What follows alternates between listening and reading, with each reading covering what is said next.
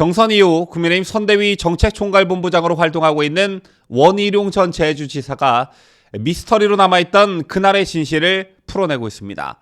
여기서 말하는 그날이란 유동규 전 성남도시개발공사 기획본부장에 대한 검찰의 압수수색 날을 말하는데요.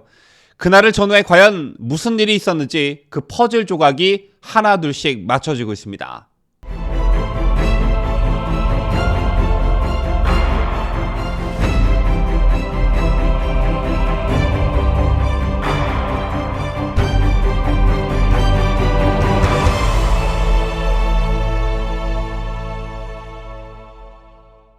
시청자 여러분 안녕하십니까? 뉴스데일리 베스트 민앵커입니다.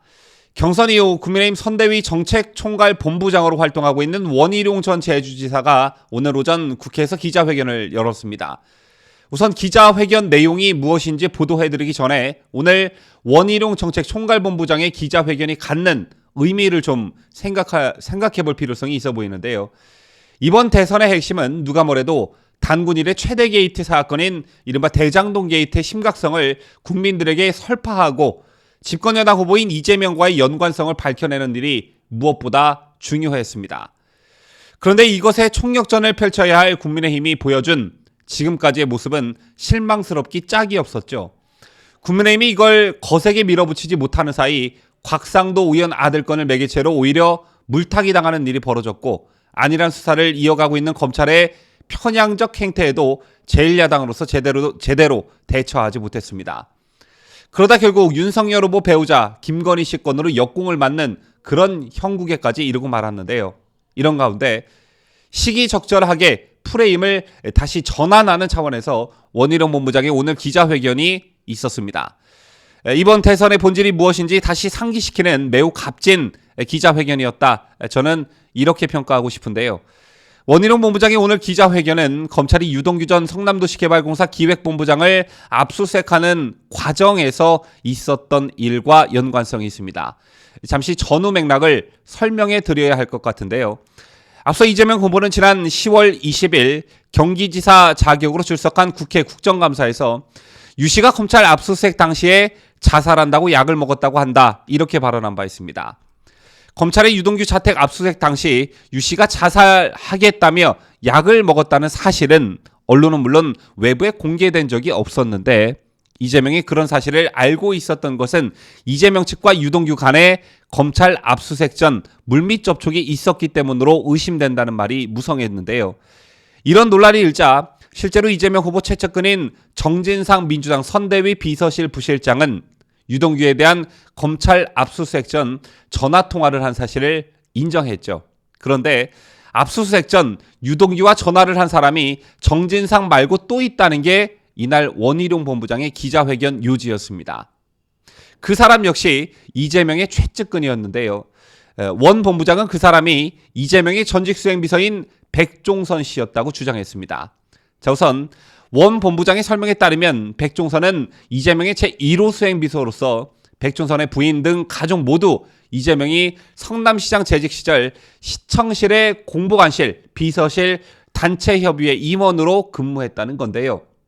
원 본부장은 이날 국회에서 기자회견을 열고 백종선에 의해서 정진상 전 경기도 정책실장과 유동규가 서로 연락해서 공조를 취하는 가운데 자살약 먹기, 핸드폰 던지기 등이 진행됐다는 첩보를 받았다고 말했습니다.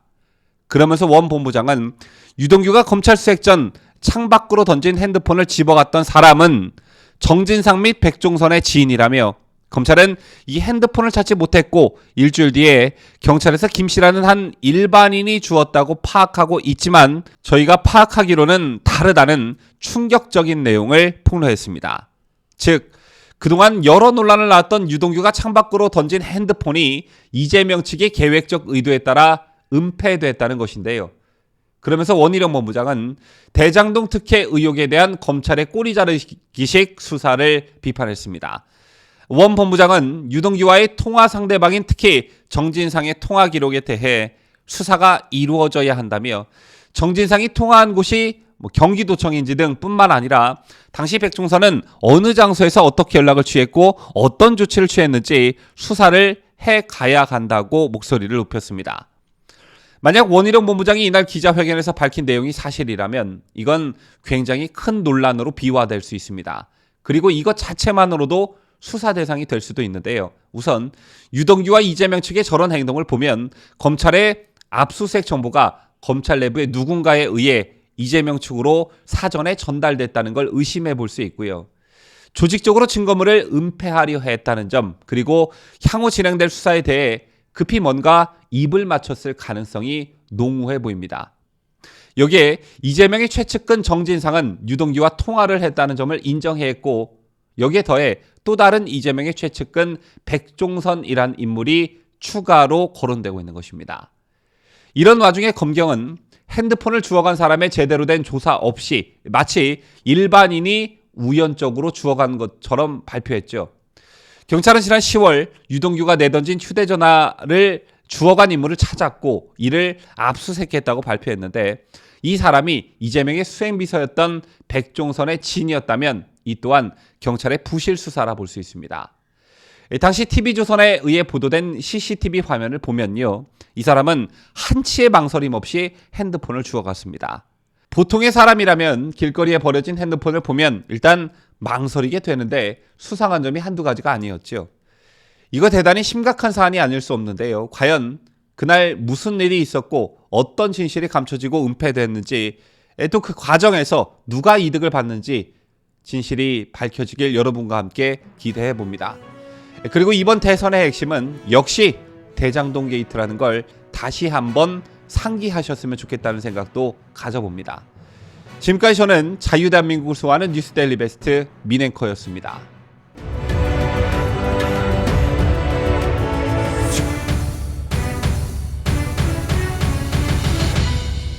함께해요. 뉴스데일리 베스트.